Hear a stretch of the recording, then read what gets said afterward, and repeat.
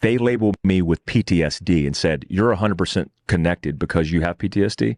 We're going to take away your guns. Mike hit on some very important topics on Joe Rogan, in particular the VA, how the system works. Let's take a gander. So when I talked to the guy and he physically evaluated me, he's like, move your neck because mobility is a part of the equation. And I couldn't move my neck a certain way. And he goes, I find that hard to believe. You can't move your neck more than. What Mike's talking about here is a CMP exam, right? You go to the VA, have something on your record that says you could have been hurt in the military. You got some images, right? Neck in particular. You go in and then they evaluate movement. So you got to understand, first and foremost, this is all a checklist. More than half the time I've had a CMP exam over the years, it's been a contractor. Sometimes just like a second year mid-level PA, right? Not a doctor. And they're going through a checklist and they're going to look on the checklist. And if you don't meet the criteria on the checklist, you ain't getting rated. Even though you may have it in your jacket, you hurt your neck in a helicopter crash. Doesn't matter. Does your neck still work? I mean, important point here. I'm like, I'm injured. And he goes, well, let's talk about the history of where you've been. And I started lining out my combat time. And he's like, oh, this is different. He goes, well, who'd you serve with? And I was like, I was a Green Beret.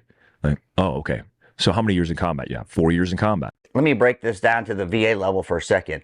If you hurt something, right? Whether you hurt it in training in Fort Benning as a young specialist, or you hurt it in combat, the injury is still looked at the same. Right or wrong, that injury, let's say the neck, it's like how much movement do you have in the neck? Did we do surgery on it? Did we fix it? Got the MRI that shows you hurt the neck. We got it in your jacket that you hurt your neck. Okay, how bad is the neck? I think that's an important point for vets to understand of how the system works. Remember, it's the government, checkboxes. Oh, okay, well, this is different. And he almost like shifted and almost apologized to me because he's like, hey man, I'm used to seeing garbage. Now for PTSD, clearly, let's say you got a guy that was in the big base, right? And he got mortared once in a while. That PTSD is going to be different than Mike's, who served 4 tours in combat, tip of the spear, right? Tier 1 unit. But again, what does the PTSD do to you? I mean, that's the real kicker here, so you guys understand. Look at a DBQ, look at PTSD, okay? Were you in a spot that caused PTSD? You were in combat. Check. Okay, got it. Now, what has it done to you? How's your life? I think it'd be nearly impossible for a man like this to get 100% because he's so high functioning. He's got a successful business, he talks. I mean, if you look at the list, do yourself a favor. If you can still find the DBQs, look at it. Read the list. You got to have a lot of things. You know, he'll reference 100% at one point for guys. You got to be pretty much not functional, not bathing, not taking care of yourself, you know, want to off yourself. There's a lot of moving parts here. But I guess my point is understand what the government's rating you on. In particular, most of these people are civilian subcontractors. That don't give two shits about veterans.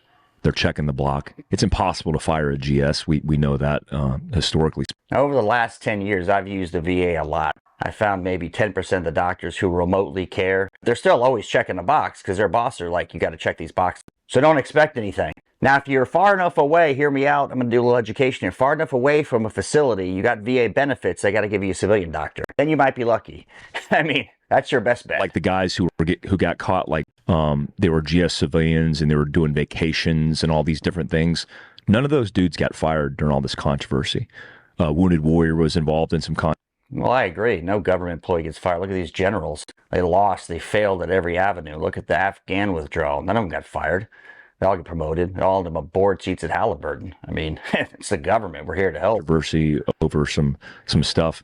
None of these guys in the GS realm, when it comes to veteran affairs, the system, are being held accountable. And so the system's still broken. I mean, I went there recently. The system is designed not to get fixed because it's government healthcare. I can speak with this with a little different perspective than most people. I had an uncle, hurt in Tet Offensive, Marine, in Bay Pines Nursing Home for 31 years, okay? So I went up there as a kid to see him. I know how the system works. 100% disabled, clearly retired from the Marine Corps. He couldn't get things like his teeth fixed. They'd go, well, the dentist is not here. I mean, it's the government healthcare. There is no downside for these people. So this is not new. It's always been a shit show, and it ain't getting better. No, unless they say, veterans, you can go outside to a civilian doctor 100%, this will not change. Found it. Every time I go in there, it's depressing because they're not doing a good job. It is depressing. But I would say there's a big discrepancy of understanding of combat, period. There's going to be a huge discrepancy always because not the best and brightest are going to the VA. Most of the people doing the CMP exams, right? So coming in, you're trying to claim you got an injury or a disability from the military. They're going to be outside contractors because the VA was inundated with people coming in. So they're never going to understand. And they're always going to look at the checklist. Even if they go, wow, you are kicking in door. I mean, unbelievable guy, right? You're the tip of the spear. None of it matters if you don't check the boxes. There's no subjectivity here. It's a box checking exercise. If you come in and say, I saw all this shit that's got me messed up in the head, right? PTSD. But you're still high functioning. You got a business, you're doing all these things, you're bathing 5 days a week, you're working, you're not having the outbursts. Check the DBQ again. It doesn't matter how much you saw because the system, hear me out, the system is set up with check boxes. And if you don't meet a certain amount of check boxes, you're not going to get rated 100% or 70 or whatever. Andy Stump, all these guys that are buddies of mine, when they come out of the military, especially in special operations, they don't want to say they're disabled or they have a problem. Right. Or they have post-traumatic stress. So I don't know if this is luckily, but I think it's better. TBI, because the symptoms of traumatic brain injury happen to be the same as post-traumatic stress, they could label you as having that. My concern, which is a concern even today, if they label me with PTSD and said, you're 100% connected because you have PTSD, we're going to take away your gun. Take away 100%. Let's just say you're 70 or a lower rating. I mean, the reality is here, you're on a list with the government, right? And if you put it in there, you had self-canceling ideations, right? You know what I mean? They may say, what's in the best interest? So, of course, I know guys who want to get the medical marijuana stuff, right? They didn't want to get it because they're worried about someone taking away their firearms. I mean, that's a real concern. What he's saying is a real concern. Why wouldn't they? They can just put up there, look at this guy who killed Chris Kyle, for example. He had PTSD. He did this bad thing. Let's take away the guns. We're protecting them. Real concern. I'm sure it's coming. So the red flag laws and all that scare the hell out of me and a lot of veterans. And I walked into the office and there was a long hallway and there were dudes doing construction in the hallway. And I heard a loud bang behind me as I entered the room. And the doctor was looking at me and I turned around and was like, what was that? And just turned around. Like you do that to noises, especially bangs. And I turned back around and she goes, a little jumpy, are we? And I was like, wow, he's in for a shit show there. Now, again, if you're coming in for a PTSD eval, right, CMP eval, they're not treating you. They're looking at everything. So hear me out, guys. You're coming in, you say you got a bad back. Some of these CMP examiners, the old school ones, they'll go out and look at the parking lot. How'd you walk in? Did you start limping when you got in after the fact? I mean, they're trying to see if you're scamming the system, right? That's what they're trying to do. Because you got something on your chart that says, yeah, his back's bad. He was in an accident in the military or got hurt in combat. How's it affecting him? If we did surgery on it and it's better and you can still move and everything's right, I don't care how severe it is. I mean, again, checking the boxes. That's what the whole operation is, the VA. oh, Jesus shit. Christ. Like, here we go. And we did the interview and they asked questions like, have you been in combat? Yes. Have you killed people? Yes. Have you seen dead bodies? Yes. How many dead bodies have you seen? Hundreds. Well, we find that hard to believe. Like, What? straight up. Well, so the challenging whether or not a person who's actually been I don't doubt Mike at all here because a lot of these people, again, are contractors. Or if you look at the military doctors, not the best and the brightest. So a couple of things. They're brand new, trying to get the government to pay for their medical education, or they're kind of retired. Few and far between are good. That's a tough statement.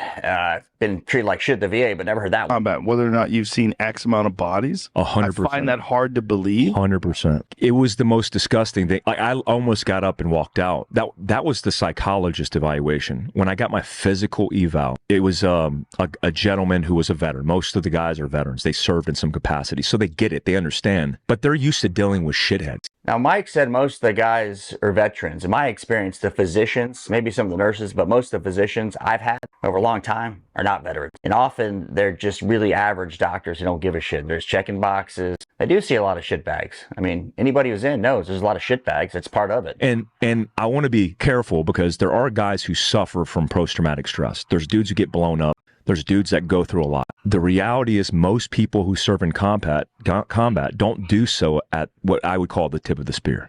They're not in the front lines. 100% agree with Mike. Again, the reality of this equation, though, for a VA, that's what we're talking about here, right, is a checkbox. Let's just say Mike saw 1,000 times more than the average infantry guy. Let's just agree to that. But this average infantry guy is really affected in his day-to-day life on that DBQ form. Check. He may get 100%. Mike may not get it. just because of the way the system's designed. You'd have to have a real subjective system. You said, well, based on your combat, we're going to rate your PTSD. You'd have a guy who saw one firefight and gets 100%. Think about the military sexual trauma thing for a second. Hear that one. Nothing has to be in your record, no deployment. All you have to say is, there's something bad that happened to me in the military as a woman. You can get 100% all day. I mean, now, if it happened, it could have happened. They didn't report it. I understand. But the reality is that's 100% with no evidence, no combat, no deployment, no nothing. They're not involved in continuous combat. They might have one rotation. So most of what they see are people who have maybe gotten blown up, maybe not even been to combat. The fear of impending doom has created this trauma inside of them, and then they want disability. Well, should they get disability? Real question. Let's say they saw no combat. They're deployed. They got all the symptoms, right? They had everything. They checked the boxes. And that's the way the system works. So they're going to get it. And then Mike right here, we saw a lot of combat. Maybe doesn't check the boxes because he's high functioning, right? Everything's going good in his life. From the outside, he may not get it. And that's what's important here is understanding the system. It's my point of this video. I'm not judging because some of those guys do. I know some of those guys. But they're not used to a guy who has an experience in combat where they volunteered for it, they wanted it, and they did years of it. Of course they're not used to it because most of the vets coming in never went to combat, right? They may have something. They're deployed. There's a reason they could have got PTSD. If you look, it's real specific. How could you have gotten PTSD in the military? Very specific definition. Like it or not, it's there. Then you go, how is their life? What are their symptoms like? How are they functioning? DBQ again, the checklist. They don't care how much combat you saw. They don't care if you're a Medal of Honor recipient. Is it affecting your life enough in this category to get it? So understand the system, my friends. That's my whole point. Mike always does a great job, and I hope he gets the message across to the VA, but I doubt it.